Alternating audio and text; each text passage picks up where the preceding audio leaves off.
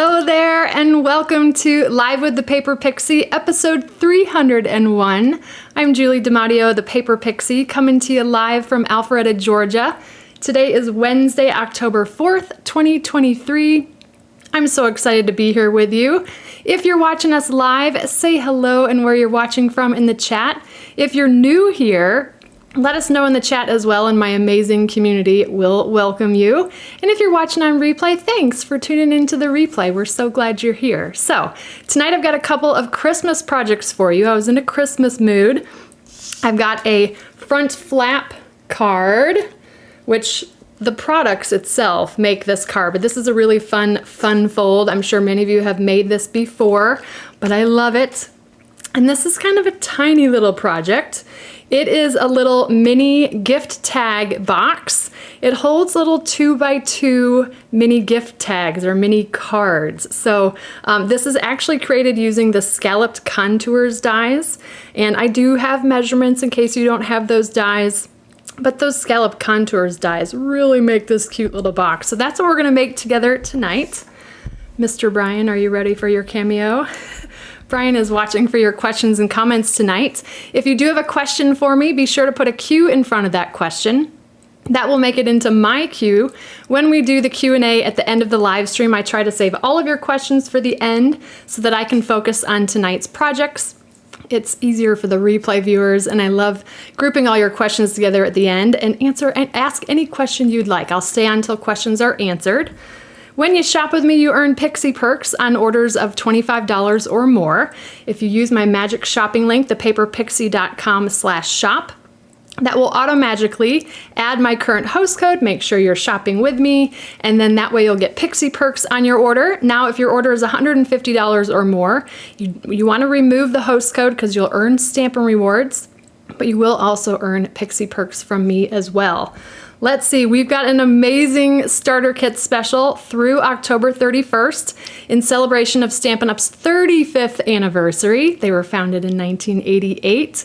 They're offering two different options with the starter kit, either 35% off the normal $99 price or 35% more in product. So that means you can pay $64.35 plus tax, if applicable, for $125 worth of product, and product of your choice, no less. You get to completely customize the starter kit, or you can pay $99 plus applicable tax and choose up to $168.75. Now, not only are those the two options, either option comes with free registration to our virtual demonstrators only stamp along event. That's going to be on November 11th. It's a $77 value that you're going to get for free joining the Stampin' Up family.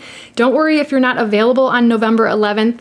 The replay of that event will be available through the end of December. So the other cool thing is that the registration for Onstage also comes with an additional perk of ordering the most adorable suite collection called the Be Mine Suite Collection. So when you join the Stampin' Up family this month, you will get an email after that to give you information about pre-ordering or ordering that Be Mine Suite Collection. That is a sneak peek from the January to April 2023 mini catalog. So only available to Onstage at Home attendees. Now, I thought I would quickly go through sharing what it looks like to do the starter kit very quickly on the screens, because I do want to show you some sneak peek products as well. So one of my favorite perks, well, my most favorite perk is the discount, but my second most favorite perk is pre-orders and being able to get my hands on products before anybody else. So we're in the midst of a pre-order period for some online exclusive products that are dropping on November 7th, some additional ones as well, but you can add those products to a starter kit right now. So let's see how this goes. I'm sharing my screen. So to join my team, just use my join link, which is thepaperpixie.com/join. And I'm gonna go ahead and type in my email address as if I was gonna order a starter kit. So when you type in thepaperpixie.com/join, it will take you right to the Join My Team page here. And it says confirm your password. That's like a password suggestion. Let's do that. We're gonna log in. If you've already got a customer profile, you're just gonna type in your customer profile password there. No, I don't want to update my password. And then you're just going to click on continue. And this is where you get to pick either 35% off or 35% more. Both are a great deal. I'm going to pick 35% more because who doesn't want more products? And then you get to shop as normal. Now, what I want you to take a look at is these products here that have the turquoise or Bermuda Bay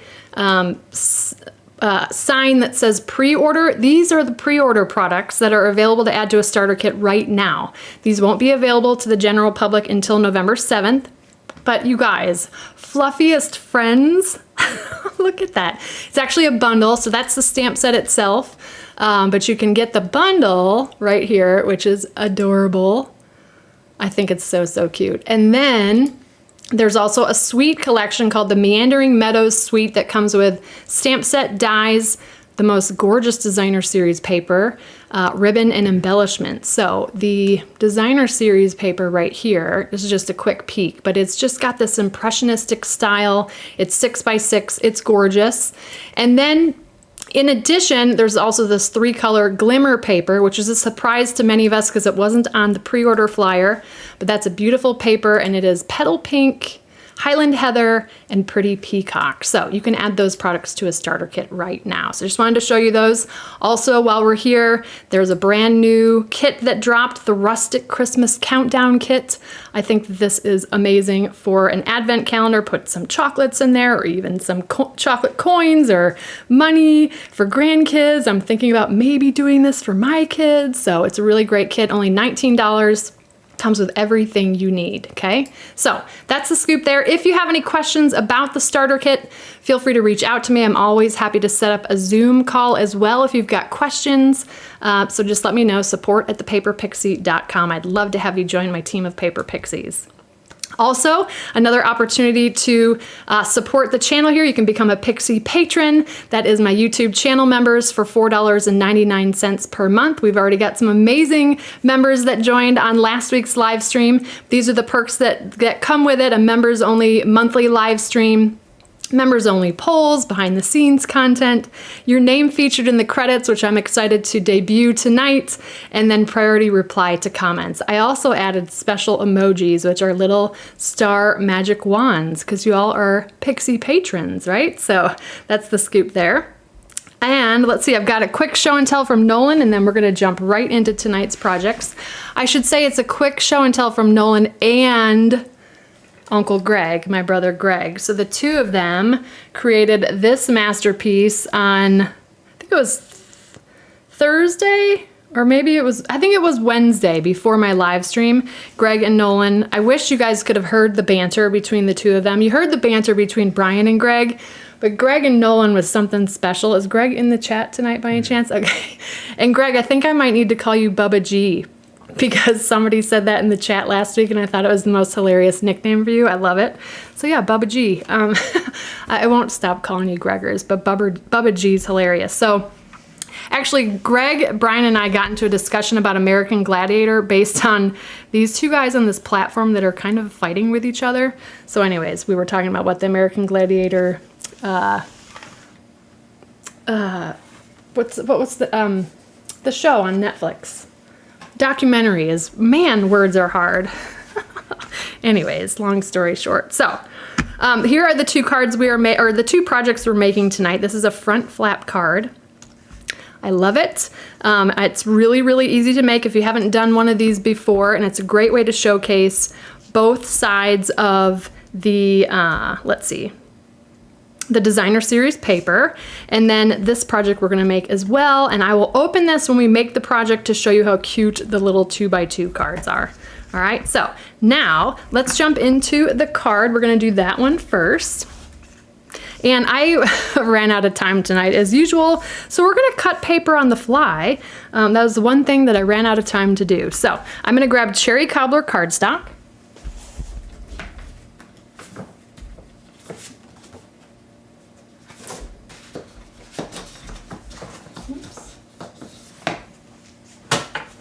sometimes I feel like when I do cut paper while I'm live, it does help those of you who are new to paper crafting. So I've got a full sheet of cherry cobbler 8.5 by 11 that measures, well, we're gonna cut it right in half. So along the 11-inch side, we're gonna just cut this piece in half. So it's gonna be 5.5 by 8.5, all right? So I'm gonna turn it to the 8.5-inch side, and we're gonna score this at 4 1/4. Make sure you're using your scoring blade, which is the lighter colored blade. All of us have made the mistake of grabbing the cutting blade by accident. So I'm gonna then turn it back to the 5.5-inch side. I'm gonna line up the right edge. Sometimes I get my right and my left mixed up. I've joked before that my brain thinks one thing and my mouth says another while I'm live, so y'all have to catch me. But I'm gonna line the right side up to 1 1/4. And I've got my finger underneath the cutting tray here. I'm gonna move the cutting blade up to 4 1/4. And I think you can see there are measurements along the cutting arm here. I've got a piece of Post-it tape so I can actually see the measurements better. But I'm gonna line up that cutting blade right at 4 1/4, which is where that score line is. And then I'm gonna cut up to the top, okay? Like so. Then I'm gonna slide this to where I'm gonna line up the left edge to 1 1/4, and same thing, keeping my finger under the blade, bringing it down to 4 1/4, and then cutting from the score line to the edge of the card. So you end up with your cardstock cut like so, okay? And that's gonna give us that flap fold there. Actually, I'm gonna leave the paper out because we're gonna cut a couple more pieces.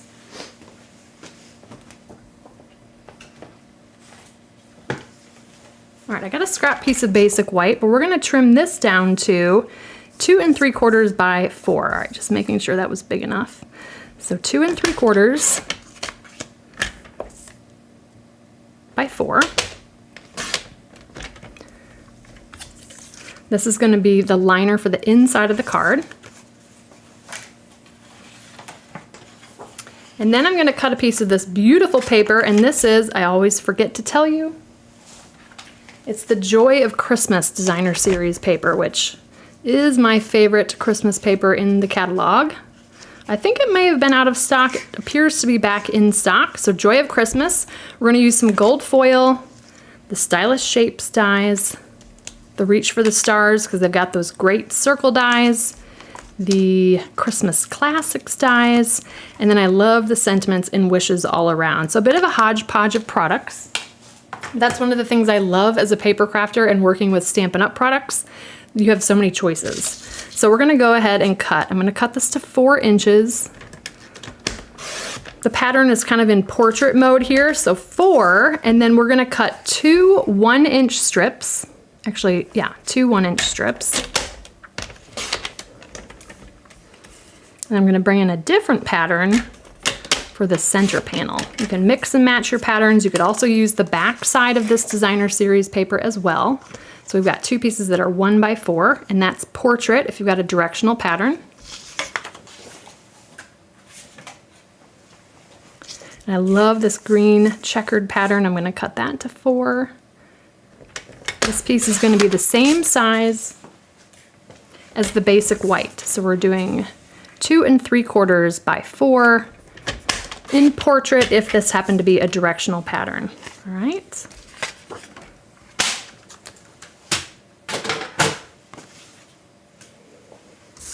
All right, so next thing I'm gonna do is go ahead and fold and burnish, if I can find my bone folder. I put it away.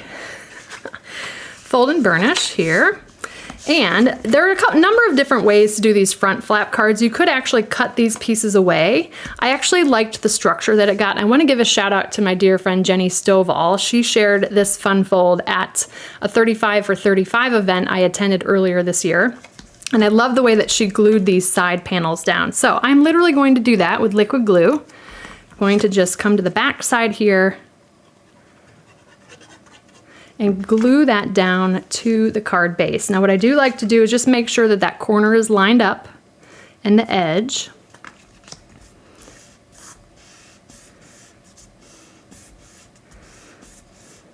Patty, I see your comment and I kind of agree with you. That's why I picked a different pattern. Because because I thought I didn't love the brown to go with the back. But you know what? Sometimes Stampin' Up! Does that with their papers so that they don't have to go, the front and the back don't have to go together. But it's a good thing we get, 12 different patterns. Or, yeah, 6 double-sided designs.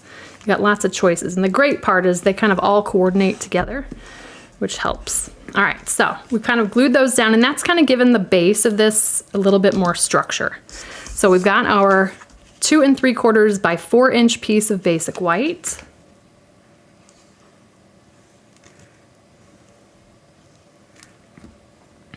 I don't know, it's just always easier for me to do this landscape. There we go, just make sure you're gonna have 1/8 of an inch of sort of a border around that layer. You can decorate the inside if you like. We've obviously cut into a little bit of the real estate for a handwritten note, like so. And then we've got our 3 pieces of designer series paper. So just to recap, these are both 1 by 4 in portrait, and this is 2 3/4 by 4, okay? So we're gonna glue these 2 guys to the side, or the sides.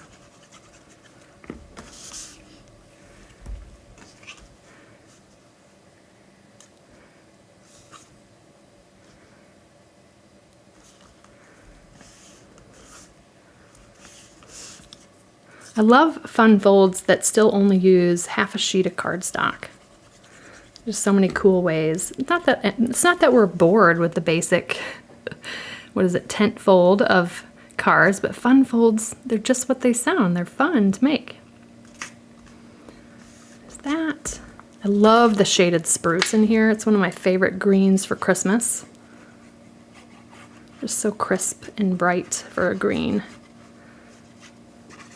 Oops, making a mess with the adhesive there.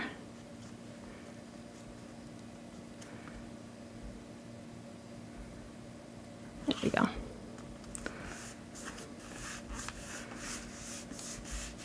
right, so that is the basics of this front flap card, okay?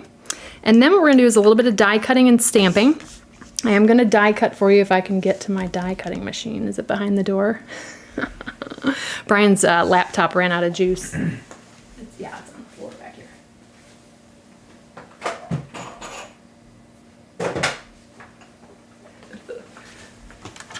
I've got like a power cord in my, it's gonna sound crazy, my scan and cut cabinet, and that's what we had to plug Brian's thing in. So it was hiding my Stampin' Cut and Emboss machine. So I probably am doing this backwards, but let's go ahead and die cut the shaded spruce part and the gold foil, and then we'll do a little bit of stamping.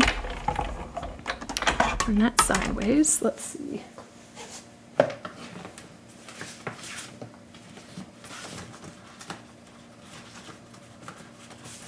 So when I get ready to die cut pieces, I always go to my scraps first. If I don't have any scraps, then I cut it into a full sheet. So we're gonna go ahead, that's a scrap of shaded spruce. And then this big, beautiful die cut. I do like to turn a little bit cattywampus so there's no speed bumps on the way through. But it's just got, I don't know, I love this die cut from the Christmas Classics dies.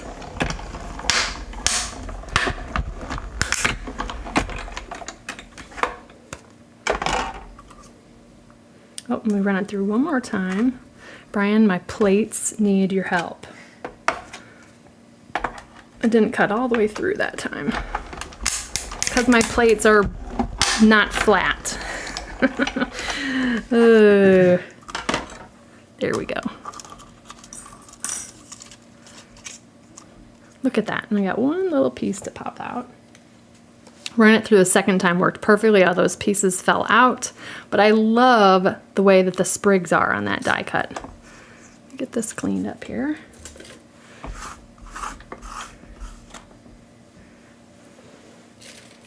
All right, so gold foil, and we're gonna cut 2 of the holly leaves out of gold foil.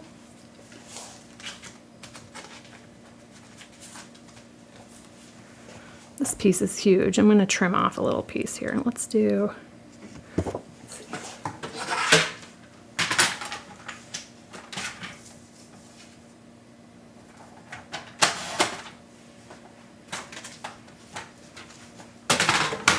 All right, so I just cut off a little 2-inch strip here. We can put this at a little bit of an angle.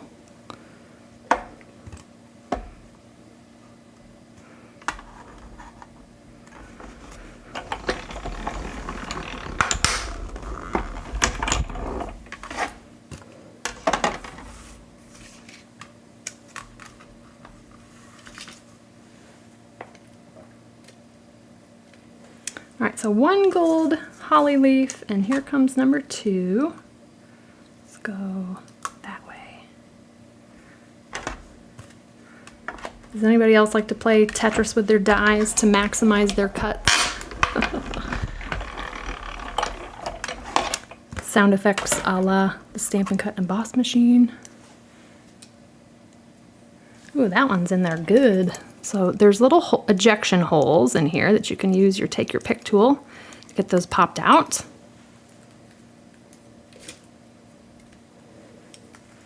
All right, so let's put the Stampin' Cut and Emboss machine away for a moment. Actually, nope, I need to die cut. I'm gonna show you what I did with the Stamparatus or stamp positioning tool. So I'm actually gonna die cut a blank. This is from the Christmas Classics dies. We're gonna die cut this out of basic white.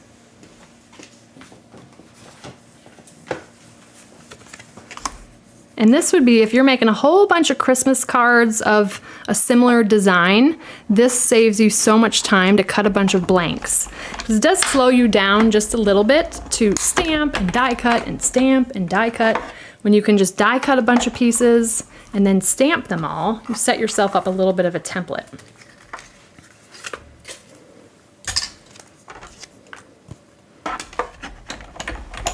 All right. Hopefully you don't have to get out of here quickly because I've just blocked the path with the Stampin' Cut and Emboss machine. All right, so gonna bring in my Stamparatus here, get my pieces in parts so I don't misplace them, even if they're in front of me, I still can't find them. All right, so ahead of the stream, what I did was I just took a scrap piece of basic white and I laid out my sentiment. Again, this is from All Around. Wishes All Around, because I loved this sentiment more so than the one that's in the Christmas Classics. I just liked the look of it on this piece that I die cut. So I basically put a 1/4 sheet of basic white, lined up my stamp set. I just kind of set it right in the middle, picked it up with my Stamparatus plate, and then inked it up, stamped it. Then I die cut that. And this then becomes a template here. So what you can do is put the magnet to hold this in place if you're gonna be doing a whole bunch of them. Make sure that's lined up in the corner there. I do put little arrows so I know that that's the top of the template. And then I can cut a bunch of blanks of this and place it right in the template there. Okay, then we're gonna ink this up and it's gonna stamp right where I want it to. So that's gonna be a huge time saver when you're making multiples. So we're gonna use Cherry Cobbler.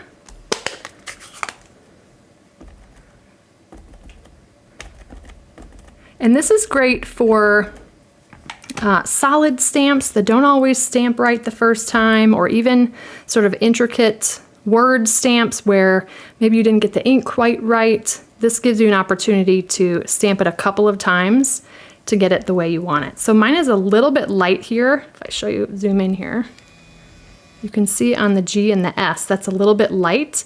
So that's a perfect example of why I'm super happy to have this on the stamp positioning tool. So just re-ink that and re-stamp it, and it's gonna go right in the same spot.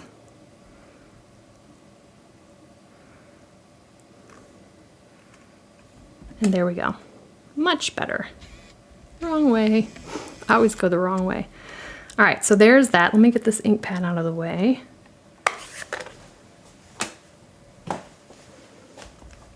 And then you just bring in another blank and it'll stamp exactly where you want it, time and time again. Okay, so there we go. All right, let's piece this beautiful card together.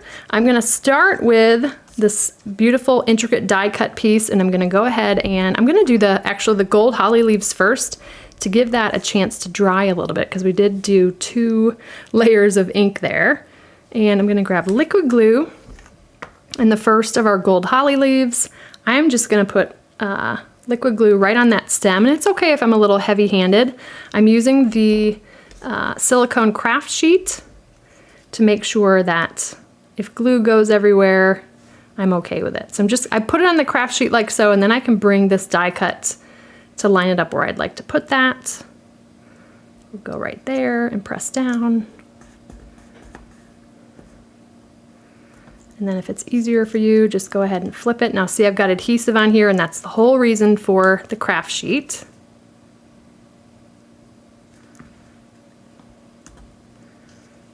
Here we go. Line it up again.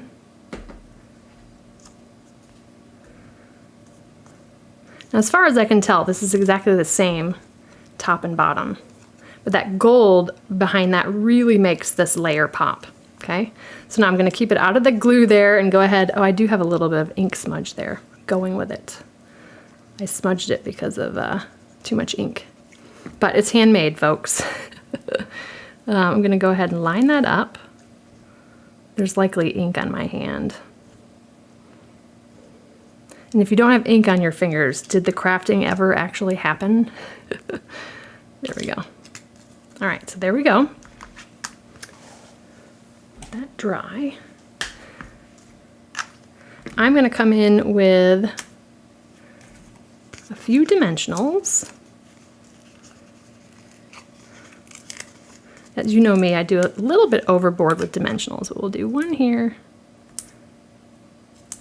And then I like to do a pair kind of offset here.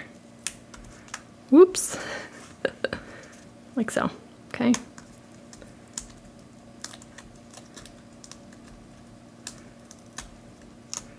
Got my nails done today, so it's always hard to pull off the backings. And I know the trick with the take your pick tool.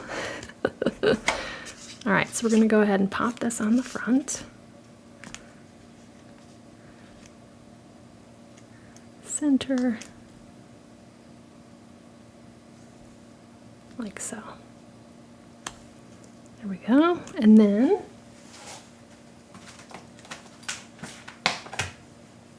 I think they're hiding on me. The festive pearls. Oh, right behind me. We're gonna do a little trio of these.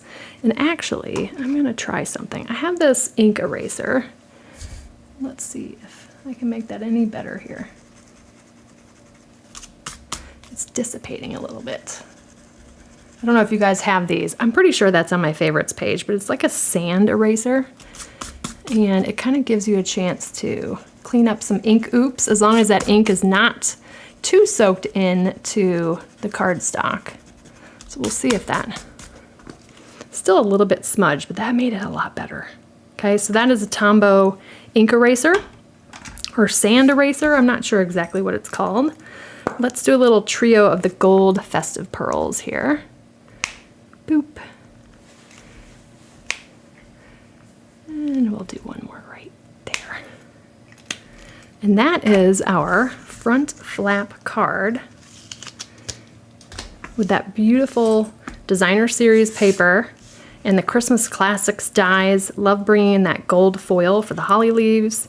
Just really takes that up a notch, and it's really easy to put this card together. It doesn't use a lot of designer series paper or cardstock. This would be a great card for the holidays, and you can switch it up for so many different occasions just by changing the stamp set, the paper, the dies, etc. So you'll notice that this one has kind of been broken in, little hinge there. You can come in and burnish to kind of keep that flap down, just like so. Okay, so there we go. That is project number 1. All right, let's go ahead and jump into the 3D project tonight. Again, here's a recap. I'm gonna go ahead and open this so you can see how cute these little cards are. The ribbon actually goes behind the sentiment and through the scallops on this scallop contours die. And believe it or not, and there's no stamping on these, but they're just so darn cute, 10 little mini, almost like gift enclosure tags, is that what you would call them? I alternated the designer series paper, but it's literally a little 2x2 card. You can write, you could even stamp on the inside to from, or just handwrite to from, but they're so adorable. And believe it or not, you can get all 10 of these from a sheet of 8.5 by 11. So I will show you on the DyCut app the layout for that, and we're actually going to cut those 10. I'm not going to adhere all the designer series paper, but I will show you how to kind of cut and score so you can get the 10 pieces. Okay, so super cute. And the other thing you can do with these is you could take a hole punch and punch a little hole in this upper left corner, or if you wanted it to have this orientation, same thing, wherever you want to have the spine of those cards, and just put some linen thread or the elegant trim to have these ready to go to just add to gifts. Okay, so lots of options there, but I sized it to fit 10 of them. Again, they don't have any embellishments, but it's just a cute little, that would be just a sweet little gift, even for a craft fair, for folks to have little gift tags ready to go. All right, so we're gonna start with the largest of the scalloped contours dies.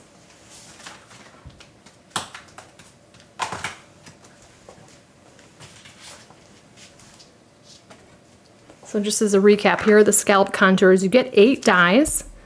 You get these fun layouts as well. And then this giant one that measures, and it's occurring to me that I don't have my, hold on, let me bring up my, because I want to make sure I get the right measurements. My notes here.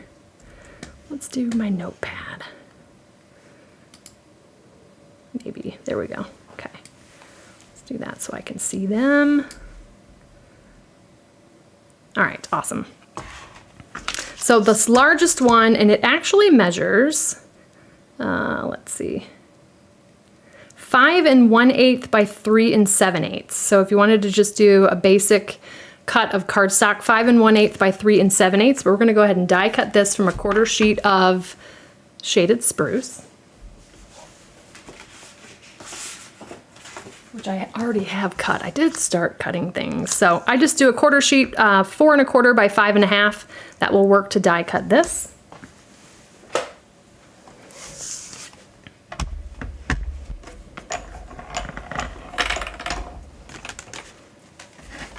And again, I like to put that a little bit of an angle, just so you don't get that flat edge going through.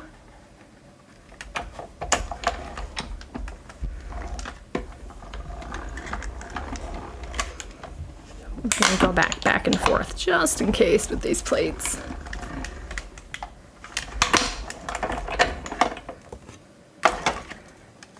Success. All right. And actually, we're gonna, nope, we'll bring this back because we're gonna die cut some circles. All right, so this die loves to hang on. Oh, see, I thought it cut all the way through. This is why you want to keep flat plates.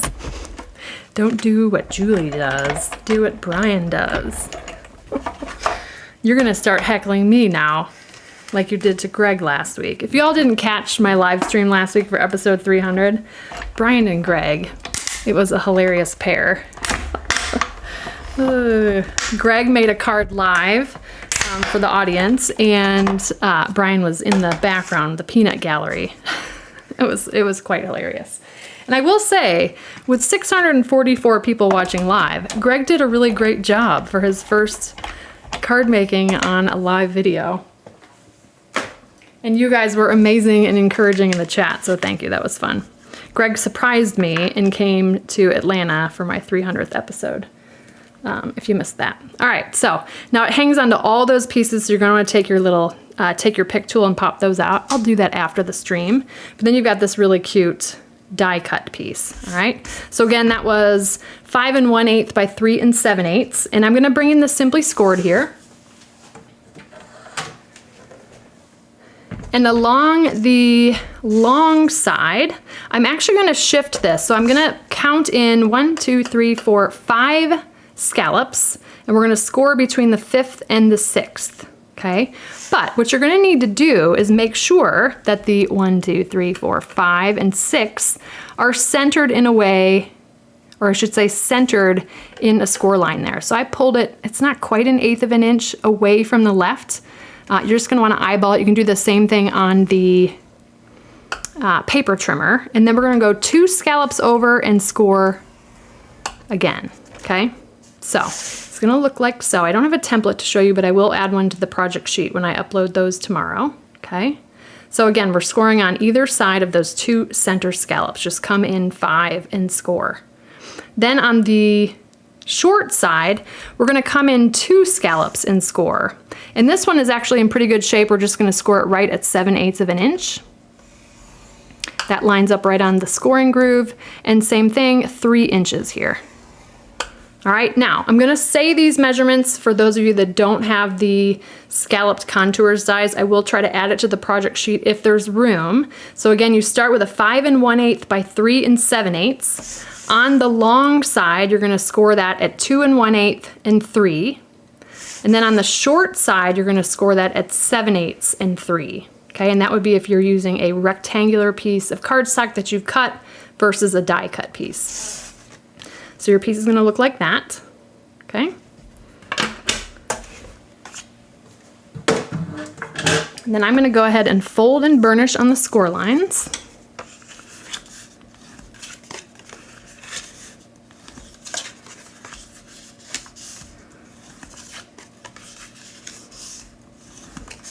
All right, and bring in my paper snips.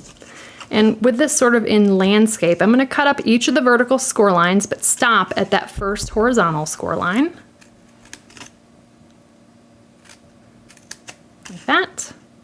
Do it to the same thing to the opposite side, cutting right down the middle of that score line.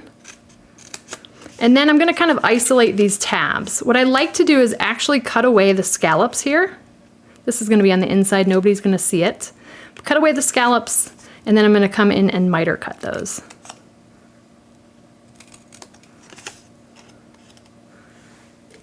And we'll do the same thing on the opposite side here. Oops, gotta cut my scallops away.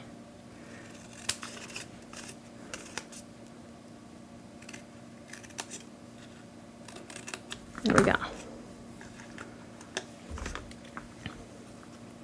So that's the basics of the box. Now I'm gonna cut the designer series paper next because it's easier to adhere it now than when the box is put together. So let me bring in that paper.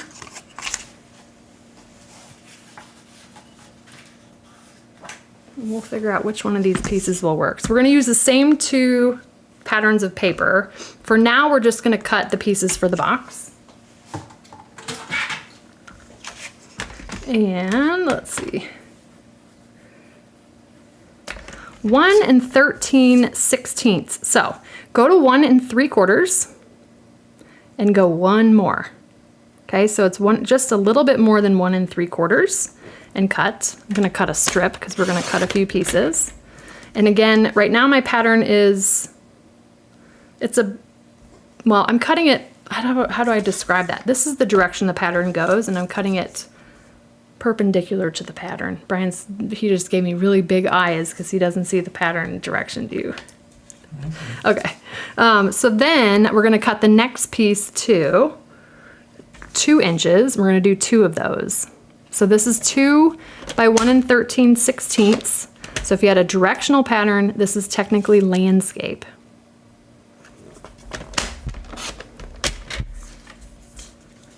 Like so, okay? So 2 of those, and then we're gonna cut, I'm gonna do it on this side, 2 pieces that measure 9/16. That is just 1 more than 1/2 of an inch. So go to the 1/2 inch mark and go 1 more tick mark, and that's 9/16. So these seem really tiny, but they're gonna be a little cute addition to the side there. So halfway mark, then 1 more tick mark, and you've got these pieces that are just a little bit wider than 1/2 of an inch. Now, if you're gonna be doing this without the scallop contours dies, your measurements are going to be 5/8 by 2 inches and 2 by 2 inches. 2 pieces of each of those. So the 5/8 by 2 is gonna be portrait, and then you've got the 2 by 2, which is square. All right. So our the middle pieces are gonna be like so. Now, if you had a directional pattern, let's say this is directional, we're gonna turn it this way to adhere here. So that's gonna be right side up, that's gonna be upside down, and that's just when the box goes together, those are gonna be in the right direction. I love the addition of the scalloped edge here.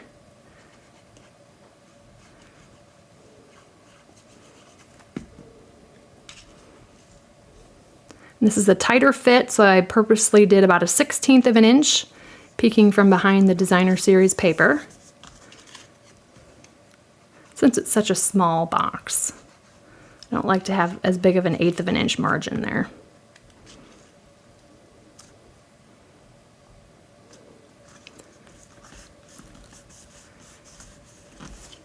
And then you just have to decide whichever side. I'm gonna make that one the front, even though I know last week I had a funny comment that I picked the side that was the prettiest and then I covered it up. We're gonna do that a little bit today. So the side that you want to be the front of your box, that's the side you're gonna adhere these little 9/16 inch pieces.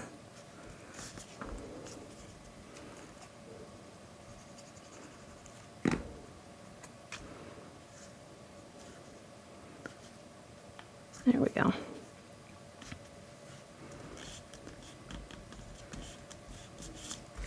Oops, I was about to cover up my glue bottle, but we're about to use it. All right, so now it's time to put this together. So this is the front section that we've got our 3 panels of Designer Series paper there. I'm gonna put adhesive on the tab. We're gonna line up this score line with this cut edge, okay? So a little bit of liquid glue. You're gonna see some of this peeking through the scallops, and that's okay. It's gonna get completely covered up.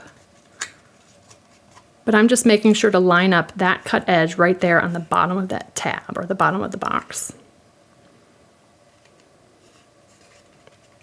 Like that. We're gonna do the same thing to the other one. We're adhering the tab to the back side, or the back side. Same thing, lining up the cut edge with the score line. Now we're gonna put adhesive on these sides and these sides, kind of strategically so that the glue doesn't peek out through the scallops. So here's how I figured that out. I'm gonna put just a line of glue right up to the scallops on both pieces, and I'll show you that again in the camera.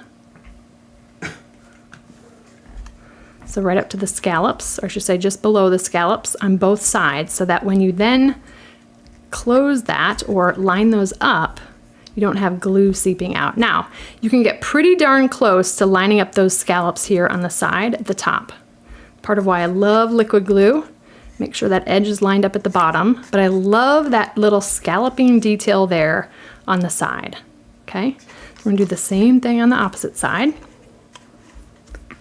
Glue right below the scallops on both sides. So basically when you close it, you're gonna have 2 strips of glue, but we've strategically placed it that it's not gonna show through the scallops themselves.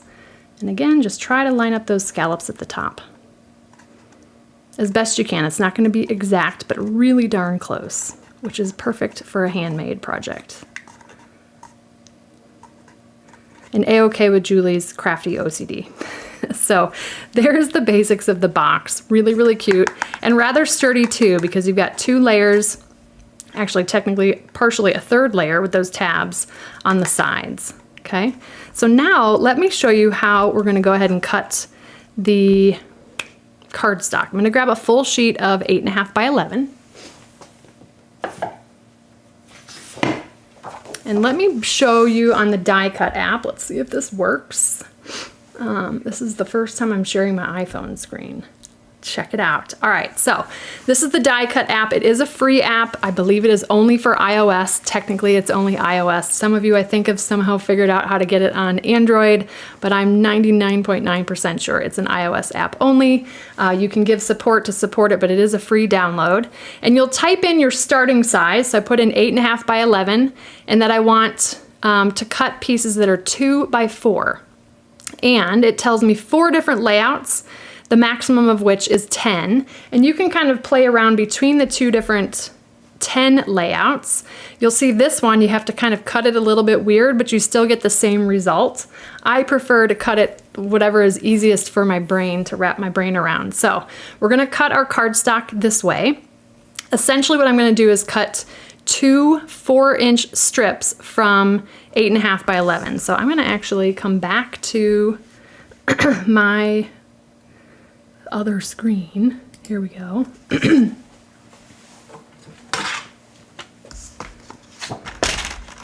So on the 8.5 inch side, and cone of hair on my project there, I'm gonna go ahead and cut 2 4-inch strips.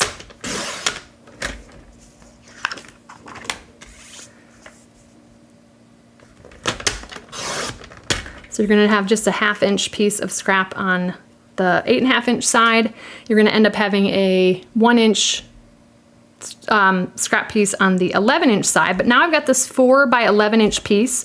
I'm gonna slide it to 2 inches and we're gonna go ahead and score. I'm gonna turn it to the long side and we're just gonna cut a bunch of 2-inch pieces. Just gonna do this, show you how quick this is. We'll add designer series paper to just a couple of them. I won't make you watch me do all of them. And we'll just do this piece. But essentially it's so helpful to do the scoring first and then the cutting. So again, we've got that 1 inch scrap piece. I suppose you could have a little 2x1 card, but that would be weird. So then you've got 5 pieces that measure 2x4 and they're scored right down the center. So you can just make all these cute little 2x2 cards, perfect for a cute little gift tag on birthday gifts, Christmas gifts, baby shower gifts, wedding favors. I'll stop. So like so. So you would just repeat that for both 4-inch strips. And then I'm gonna grab designer series paper again.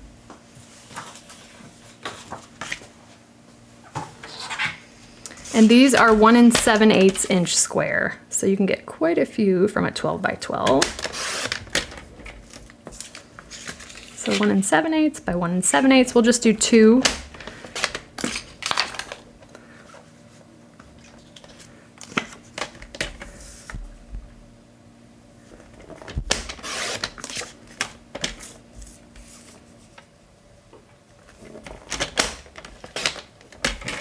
All right, so there we go. 1 7/8 by 1 7/8. And same thing, the size of these give you just about a 1/16 of an inch of the white peeking from behind. And you could absolutely add a little stamped sentiment here. I recommend keeping it to just a punch or a die and then gluing it right to the card front to reduce the thickness of the layers.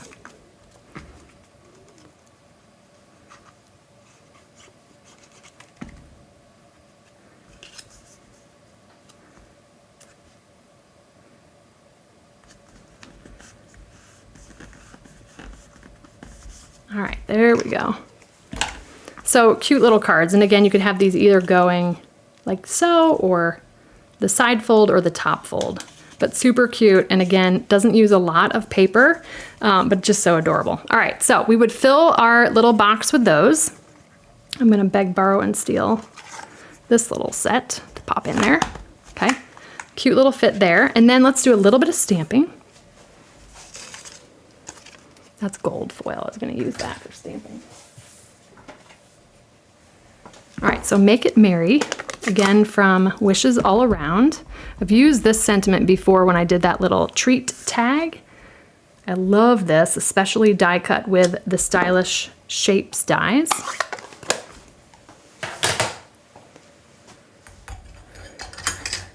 So I've got a circle from the Reach for the Stars. That one is 1.5 inches in diameter.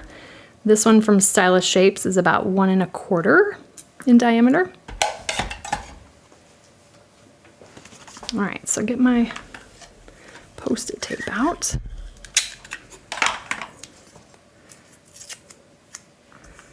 And then we're gonna kind of, some of the Make It Merry is gonna be cut off, but I kind of love the look of that. So there's that. I don't really need tape for the cherry cobbler.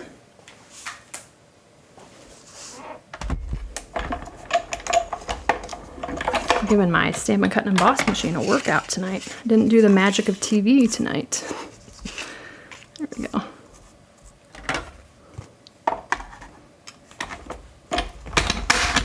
Oh boy, he's so mad at me.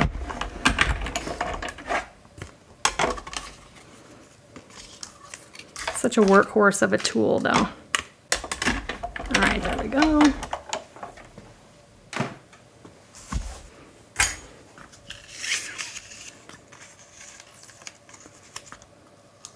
Save your Post-it tape for as long as it stops being sticky or gets torn or cut through.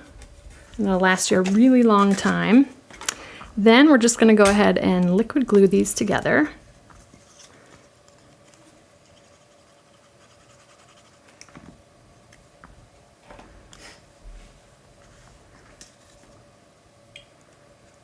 Liquid glue, get that right into the place.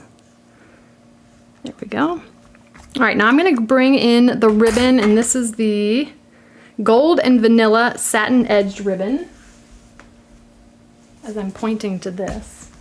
But where did I put it? I literally just had it before. Oh, too funny. I literally don't see it anywhere. Oh, we're live, folks. This is what happens. All right, did I put it back? Here's one of the benefits of having an extra roll. I know it's around here somewhere, I'm just not seeing it. Let's see, I just get my scissors right under there to cut that clear tape. Too funny. All right, so here is what I'm gonna do. I'm gonna go ahead and cut a little angled, just a little angled edge there. Oh boy. There we go. Having problems again. And I'm gonna go ahead and we've got the front. I'm gonna feed the ribbon, it really doesn't matter, but I'm gonna go through the top and then through that scallop, okay? We'll find it right after the live stream, guaranteed. Brian's still looking for it. It'll come up, it'll turn up. After we need it, of course. And then back through. So just to show you, I went through the top scallop, around the side, back up through, and I'm picking just that middle scallop, okay? And then we're gonna go ahead and tie a bow here. I know I'm not alone in losing stuff that's right in front of you. I'm tying the bow first because then that will help us with where we're gonna put our sentiment.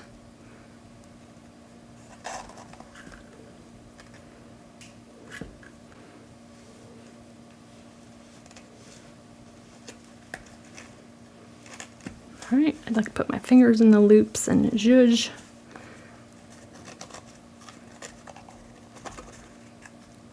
Pull those tails. My fingers will kind of keep the bow nice and fluffy, like so.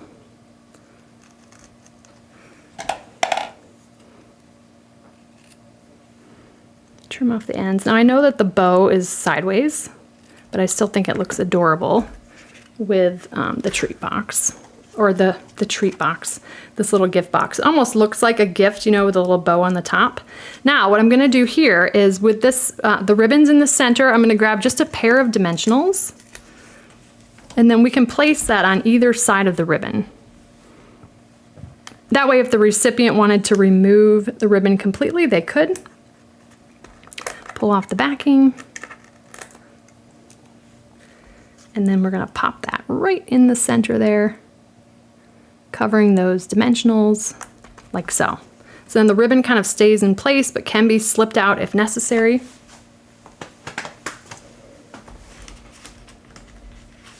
And then we'll just grab the pièce de résistance, a gold festive pearl. Pull that one together. So there is our little mini gift tag gift box, or mini gift tag box. Always come up with the names after the fact. So there's that. And then here is our fun fold card we created tonight. So project sheets will be available, linked in the description before the end of the day tomorrow. I ran out of time today. I did get pictures taken, but I didn't get the measurements written down. You'll be able to download those. Those are a one-page PDF project sheet. It is completely free, but they'll be linked down below this video, like so. You just need to click more. Sometimes you have to click more twice to expand the description, and you'll see the links. Again, give me until the end of the day tomorrow to post those links, and then you can save them or print them to make these projects on your own with the products you have in your stash. So there we go. Again, front flap card in this cute little mini gift tag box. All right, let me go ahead and tee us up for your questions. If you've just joined the stream, you want to just add Q before your question. That will make it into my queue. And again, the questions have to come in before I wrap it up. So usually, I know there's some questions that come in at the end, but that's after I've gotten to the end of the questions that I see. There is a little bit of a delay. So let me go ahead and tee that up really quickly. Let's see. Oh, that's not going to work. I'm in the wrong, hold on. Janet, does the hand cream you put on in the beginning mark your cardstock? It does not.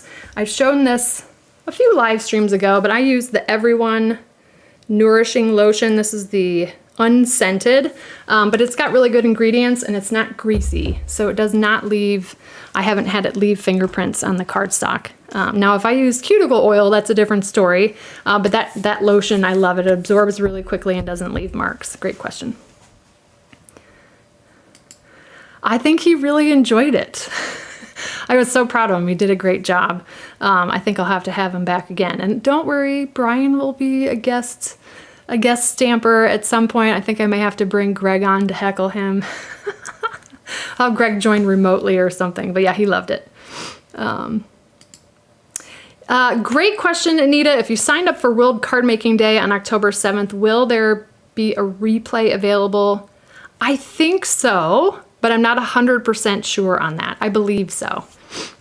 If you want to send me an email and I can double check that, support@thepaperpixie.com. What Anita's asking about is this Saturday, if you don't have anything going on, Stampin' Up! Is hosting a Stamp-Along event for World Card Making Day, and everybody's invited, whether you are a demonstrator or a customer or brand new to Stampin' Up! You can find information at stampinup.com about it. They're always a lot of fun, full of ideas, and I think they're going to show us a couple of new products as well. So join us if you can on Saturday, and Anita, shoot me an email, support@thepaperpixie.com, and I can check if there's a replay available.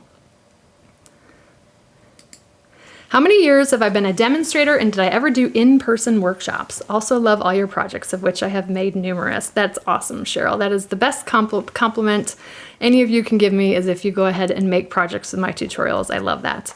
I've been a demonstrator for 13 years this year, and I did do stamp clubs in person, sort of when I was first, not when I was first starting out. When we moved to Alpharetta well, we moved here in 2010, didn't we? I started them, I don't know, it was right around the time Nolan was born, because I actually had Nolan, I was only a couple of days old at one of my stamp clubs. Probably I did it about 8, I don't even remember, 5 to 7 years ago or so, I'm guessing. Now I just do everything online. Let's see, I was wondering if you could hold up the Lego creation to appear in your Cameo circle so that we can get a quick peek of the side of the project. So cute. Oh, you could probably hand me that so you can see a different angle as opposed to the top down. Thank you. Here is the creation. Bring it a little closer. Oh, I'm tilting it the wrong way. Those little fighters on the pedestal. I don't know if that was Greg's idea or Nolan's. But there is gold bars in there, and I see a faucet. Some interesting things. I see like a Buzz Lightyear wings in there. Anyways, they had fun together. Greg was keeping them occupied while I got ready for last week's live stream. When measuring, there's never a stupid question, Christine, first of all. But when measuring to cut and score paper, do you line it up on the measurement line or to the right of the line? It's a difficult, well, it's not a difficult one to answer. I line it up so I can still just see the measurement line. So I don't cover the line. I probably she's talking about the measurement line on the paper trimmer. I don't cover the line. I come right up to it and maybe, I mean, we're talking about a hair's width, but I don't cover the line, if that makes sense. I come right up to it. And that's a really thin line on the paper trimmer, but that's typically what I do. I've never done a scientific measurement of which one is more accurate, but yeah, I just come right up to it without covering it. Great question, Zandy. So the way I understand it, because I haven't done a live stream for my YouTube members yet, you will be able to find that in the community section or the membership section on my channel. So if you are a YouTube channel member, there is a community tab that will show basically all the posts that I post, but then if you're a member, you'll see some additional members only posts. So those of you that did join probably saw my little welcome photo. That was on the community page, and I will be having just one monthly live stream for members only, a Stampin' Chat, but you should be able to see that on the membership tab, or the community tab, I believe is what it's called. You should get a notification as well when I've scheduled that live stream. But we're going to play it by ear the first month because this is the first time I've done a YouTube channel membership. I am a member of a couple of other different channels, or one other channel, and I can't remember how those streams and posts came through, but I know you can see them on the community tab. Okay, so Kathy says her bottom plate seems to stay warped even if I flip or turn them. Is there anything else I can try? So what Brian does, and I'm not sure I've always explained it right, but he also flips, well, you alternate top to bottom, and as you bring the bottom one down, you flip the bottom one. Is that correct? Yeah, so it's like that. So the curved, you put them against each other. So if they're curved, you put them like this. Yeah, and you always take the flatter one and put it on the bottom. Okay, do you also flip the top plate too when you bring the other one to the bottom, so that the curves go the other way? You always put the curves like that. Okay, he says to always put the curves like that. But you keep the flatter one on the bottom. Keep the flatter one on the bottom, gotcha. Try that, try swapping the plates. And I know there's a lot of YouTube videos out there where they don't ever cut into the bottom plate. We have not tried that. We've altered. I honestly think that if you cut on both plates that they last longer. But give that a try, swapping top to bottom, and always, if they're curved, have them go like this so that the machine will start to flatten them out. And then what do? They start bowing the other way, and then you flip them. I feel like I'm doing some type of like Tai Chi right now.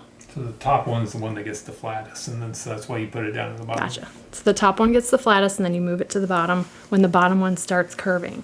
Got it. Or warping, I should say. I do have a separate craft room, Patricia. It's actually wide open to the kitchen. So, I don't know, the original owners, I think it was the original owners, they added something called a keeping room, which I'd never heard of, but it's a room off the kitchen, and it's a big wide open, there's not even a doorway, it's just wide open space. So I originally had a craft room that was upstairs in our guest bedroom, and I didn't like, I had FOMO. I didn't like being away from whatever is going on with the family. So we moved my crafting space down here, but it's right off the kitchen. I mean, it's like right in the middle of everything, so, but it is a designated crafting space. Let's see, making the template you first stamped, then cut out. Yes, exactly, Laura. So I just took like a scrap piece of basic white. I typically always do a quarter sheet, put that in the stamparatus, stamped, or, you know, I put the stamp where I wanted it, kind of in the middle of that quarter sheet of cardstock, stamped, took that quarter sheet and die cut, made sure I knew what the top was, and then brought the cutout, or should say the negative, of that quarter sheet back as sort of the template. So you can bring all the blanks to the template, and then that stamp will always stamp in the same spot. How do you clean up your glue remover eraser? It's not scientific, Yvette. What I do is I just pull the little adhesive boogers off. And if it gets really bad, like I literally am just pulling like little boogers off, adhesive boogers. There's really not a better way to explain that. If it gets really gunky, now I cut mine in half so I would have two pieces and not quite double the edges, but an extra edge there. Well, yeah, kind of double the edges when you cut it in half. You got two pieces. Anyways, if it gets really bad, you can just take scissors and trim off the really bad edges. But ultimately, if you keep trimming, it's going to get to too small to use. But yeah, I just pull them off and throw them in the trash. I do not make envelopes for the cards I make, Kathy. I actually almost always use Stampin' Up's medium envelopes. So I love their envelopes. The quality is the best quality I've found on envelopes. And I don't know, I've said this before on previous live streams, envelopes usually end up in the trash after the recipient receives the card. So I tend to not spend a lot of time on the envelope. I know many they're like, no naked envelopes. I'm kind of like, give or take, but I'm not a lazy stamper, but I love to focus on the card versus the envelope. So I'm a busy working mom with 2 kids, and my crafting time is limited. So, but yeah, I use Stampin' Up's envelopes, and I typically always make the standard A2 cards, which are the 4 1/4 by 5 1/2, and those fit perfectly in the Stampin' Up medium envelopes. Was wondering who you like to follow on YouTube, Facebook to see what they are making. Great question, Lorraine. I actually tend to, I don't keep my blinders on, but I'll get sidetracked if I'm watching a lot of other videos. Now, sometimes if I go to the YouTube homepage and I see something that another demonstrator has done, I'm like, ooh, I gotta check that out. Like I love Angie Judah's stuff and Lisa Curcio's, and I love the fun folds that Jackie Ballheist does. I'll check those out if they pop up in my feed. For sure, YouTube's like, oh, you love their content, so we'll keep popping it in your home feed. But I do tend to try to keep my blinders on, and I don't know, sometimes, not imposter syndrome, but sometimes you kind of get in your own way and it's like, oh man, I wish I came up with that idea because I just love the stuff my fellow demonstrators make. So I tend to not watch too many. I watch other videos like about live streaming, and if there's something that I don't know about, I'll go to YouTube to learn more about it, like decluttering and minimalism and stuff like that. So let's see. Sometimes when stamping a plain solid image, the ink ends up dotted looking. It's splotchy as well, but mainly dotty. I've tried smoothing the ink pad with the side of a credit card. Any advice? So a couple of different things. You've tried the smoothing the ink pad to press the ink down in case it's a really juicy ink pad. The other sort of non-scientific is wiping the stamp pad on your pants. Sometimes that helps the stamp to hold the ink a little bit better. The other thing you can use is a stamp positioning tool, so that if you do get a little bit of a splotchy image the first time, you can stamp a second time, and that usually takes care of it. But give it a try, especially if it's a brand new photopolymer. That tends to happen with the spottiness. It's also possible you have an ink pad that maybe the ink formula is not up to quality. So make sure to let me know just in case, because we can reach out to Stampin' Up and see if that's what's going on as well. The glow-in-the-dark paper is back in stock, Alexis. Let me just double check. Okay. I'm pretty sure that came back in stock either yesterday or today. But the glow-in-the-dark bats and ghosts are sold out and won't be replenished, because I think they were not going to be back until November maybe, and I'm sure they probably canceled that order because that would be after the holiday for sure. Why don't you bury the tabs between the front and the back? Because you'll see them in the scallops. So I hide them inside the box. Great question. One I actually had an answer for. This isn't a question, but yes, it will fit Ghirardelli squares. You may have to fold the wrapping a little bit, but let's see. Did you use thick basic white for the little tags or regular white? And great question. When I demonstrated it tonight, I grabbed regular white, but my sample was thick basic white. I love thick basic white for card bases. So that would be the one that I recommend. The thin or the regular weight basic white works fine as well. But I did use thick when I created the sample.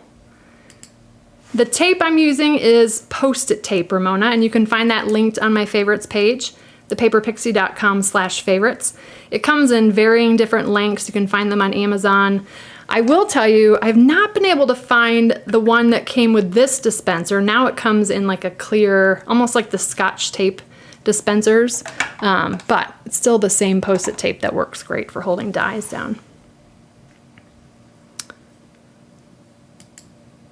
I think this is, so Anne, I think you might be asking the same thing, the tape to use on dies. Yes, that's the same question. So Post-it tape, thepaperpixie.com/favorites.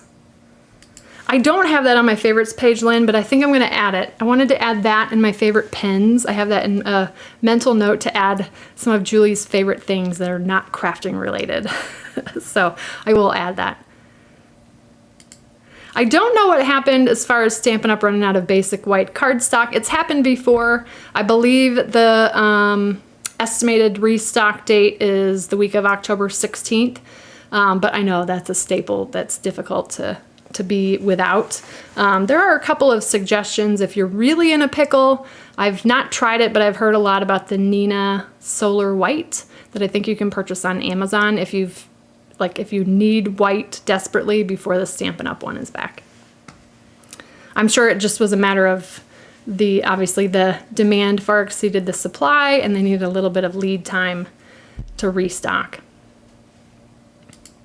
So the Orange Dragonfly, I haven't received a link for World Card Making Day either. I'm guessing they're gonna email it closer to the end of the week.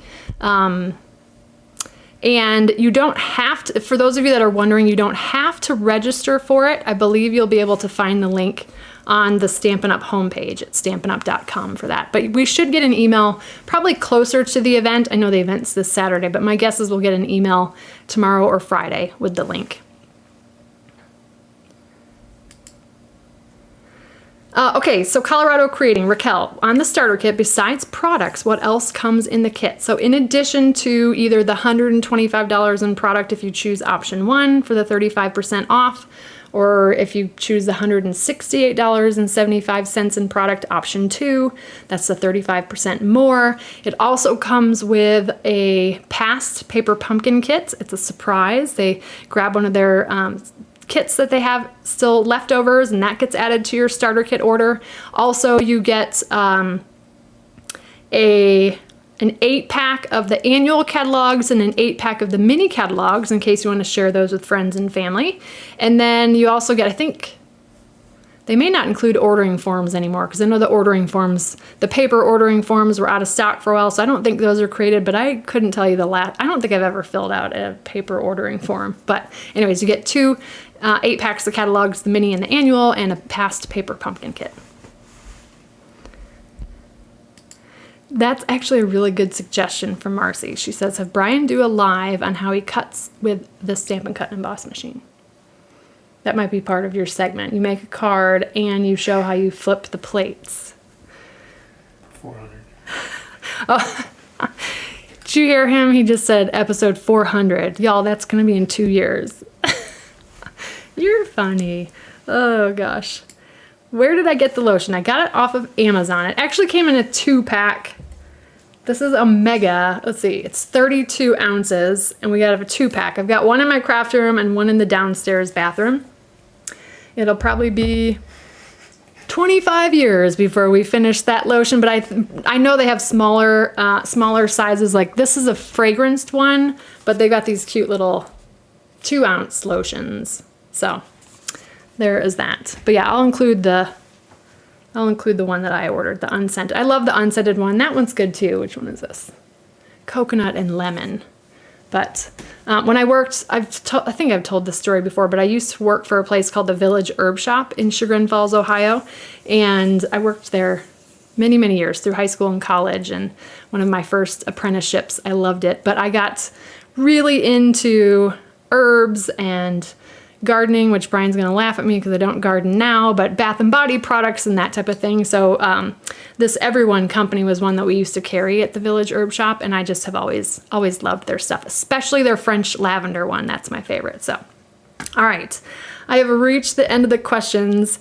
Thank you guys so much for joining me tonight. If you enjoyed this video or learned a new tip or trick or two, be sure to hit the thumbs up button and subscribe to the channel if you haven't already. We will be live again next Wednesday for episode 302, and that will be 4 + 7, October 11th at 8 p.m. Eastern Time, where I will bring 2 or 3 projects to share with you next week. I love this time teaching you these projects each and every week. So thank you for joining me every week. Just remember, we've got the amazing starter kit deal for the 35th anniversary. If you didn't catch those details at the beginning, you can go back and watch the replay or visit my website, thepaperpixie.com/top10. You can see my top 10 reasons why I think it's the best decision ever. And let's see, we've got that new kit that's available with the sort of the Advent calendar kit. And what else? Oh yeah, I shared at the beginning the pre-order products that you can add to the starter kit. So if y'all have any questions, feel free to shoot me an email at support@thepaperpixie.com. Don't forget, all you need are stamps, ink, and a little paper pixie. And I do want to give a special shout out to my YouTube members, my Pixie patrons. Here's a little shout out for you. Thanks everybody, and we will see you next week.